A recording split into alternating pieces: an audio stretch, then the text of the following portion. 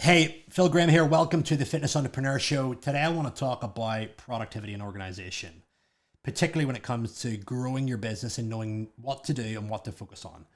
Personal trainers, online coaches, and gym owners are renowned. And in fact, most entrepreneurs, most startups, and in fact, many entrepreneurs that have been in the game for a long period of time don't plan enough, aren't structured, are super reactive, and end up getting pulled in 101 different places with their week, which ultimately leads them to feel super anxious all the time, lacking control, and gives them the belief that running a business comes with no freedom. And safe to say, the very reason why we set up a business in the first place was to have more freedom. So if you're not organized and if you don't have processes in place, you're literally reducing your freedom and causing yourself stress. So I want to share a handful of principles that are going to help you guys get much more output, much more flow, much more peace of mind, and most importantly, more freedom in your lives, and in many ways, more money when it comes to growing your fitness business. So where am I getting all this stuff from, and what puts me in a position to talk about this stuff? If you know me personally, you will know that I have an extremely high output. I get a lot of stuff done in a very short period of time, whether it's building programs, running events, managing hundreds of fitness professional clients, writing books, you name it. Get a lot of stuff done. And one thing that has really helped me do that is processes, flows, and frameworks. And I want to share with you what has worked for me, and also some of the principles that I coach my clients in Authority Network with to really just maximize their output and amplify freedom and success with their fitness businesses. So let's get stuck in. So let's look at the typical week. If I said to you right now, how do you set priorities in your week? How do you organize what to do first? Do you have any particular step-by-step system that you follow to prioritize and organize? If you don't have that, then your week's going to turn to chaos. And it's just a matter of putting random activities on certain days here and there. And the reality is it doesn't really feel like you've got a tight grip on it. So I organize my week in a number of different ways. The first thing that I plan is my personal stuff. Personal stuff relates to health. What I need to do every single week to maximize my health. My exercise, my meditation, my journaling, and my thinking time. Those are the main things that I organize from a health perspective. The next thing that I'll look at is then family and entertainment. Family. What needs to be set up, where and when? What events do I need to go to? When am I going to see my mom? When am I going to see my parents? And if you've recently been following my social media, you'll know that I'm going to become a father soon. So that is going to be a big, big part. At what particular times of the day am I going to see my child? I've said this to all the guys in my community. I've said it loud and clear.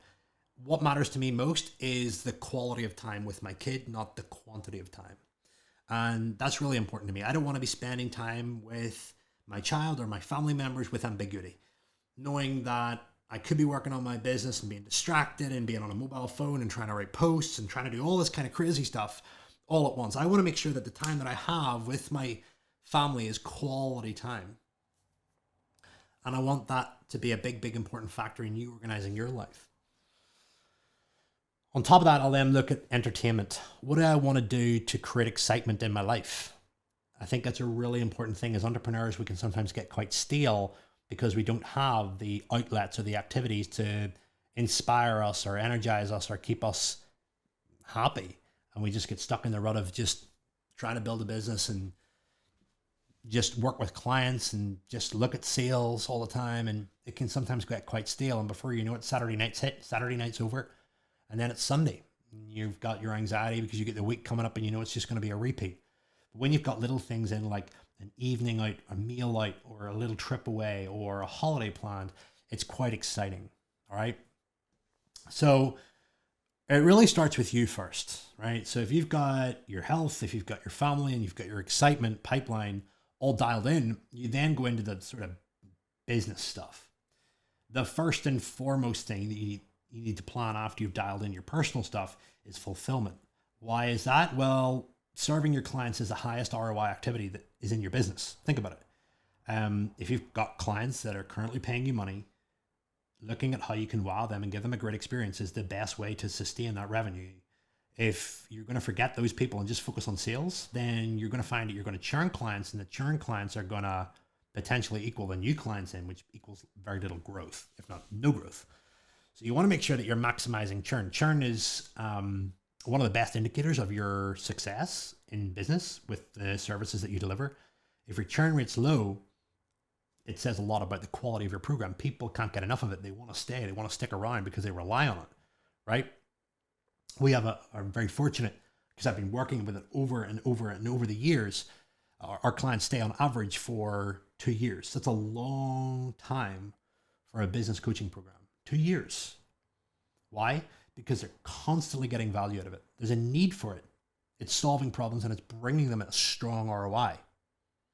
So you have to ask yourself, what is keeping my clients staying?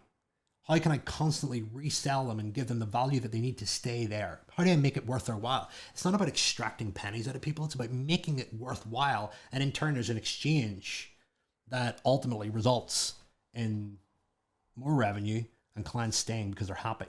They're getting their needs met. So personal stuff, client stuff. The next thing is going to alternate between two things. A team, if you have one.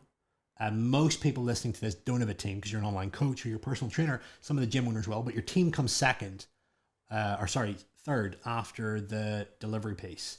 If you don't have a team, it's sales. Just let me give a quick one on team. You got to have checkpoints. You got to be checking in and seeing where they're at, what's working well, what's not working well, ideas, announcements, giving them flow. As the saying goes, I can't remember who said it, there's power in proximity. So making sure they're aware of everything that's going on. And issues are highlighted and brought up. But in most cases, it's going to be sales. So when is your sales day? Making sure that you've got your sales days organized into clear units so that you can take sales calls, you can manage your energy. We did a hot seat earlier on this month with one of our clients, and they were saying that they used to take sales calls all the time. And after joining AN, when they realized about managing their energy and managing their state, about having set days where they do their sales calls. So it's hyper organized. They know what to prepare for. They know that they're possibly going to get objections. They know that they're going to make sales so that they can predictably know when they're, going to be bringing money into the business. They can predictably know when to, just be on guard and potentially hear the word no and stuff like that. When you're super reactive with sales calls and trying to take them at all hours of the day, like it's very energy demanding. There's nothing worse than having a sales call bang in the middle of the day and you've got tons of other stuff on and then other stuff on after it, right? It can just be like, when it's hyper organized on a set day, it's predictable, you know what it is. And if you're using the likes of application forms, type forms, Calendly and all that kind of stuff, it's just much easier to manage. The next thing is your marketing. So the material that's going to build trust in your target market's mind and turn them from prospect into inquiry into client. So marketing, when is the production day? When are you going to create your ideas and when are you going to post? Production day is probably the most important. If you're writing stuff out and you're going to pre-plan it, or marketing in the sense of if you're doing stories and you're doing live stuff, what time do you do it? Being hyper organized with that stuff. And then the last piece is creativity, working on the business. How can you make it better? Just bird's eye view stuff. And then everything else is entertainment, whatever you want to do. So personal stuff first, client fulfillment, team if you have one. If you don't have team, sales. If you've got team, then sales. After sales, you're then into your marketing, and then you're into your working on the business as the final. So organize your week in that particular format, and rest assured you'll get a lot out of it. I'm actually in the process now of creating a mission-ready high-performance journal for fit pros and entrepreneurs. It is going to be a ridiculous productivity system to install all these principles in, and I can't wait to launch it. Stay tuned. It's going to be around Christmas time. It'll be available on my site, on Amazon, and it's going to give you a lot more peace of mind, a lot more freedom, and a lot more growth. So let's get after it, guys. Have an amazing week. Take care.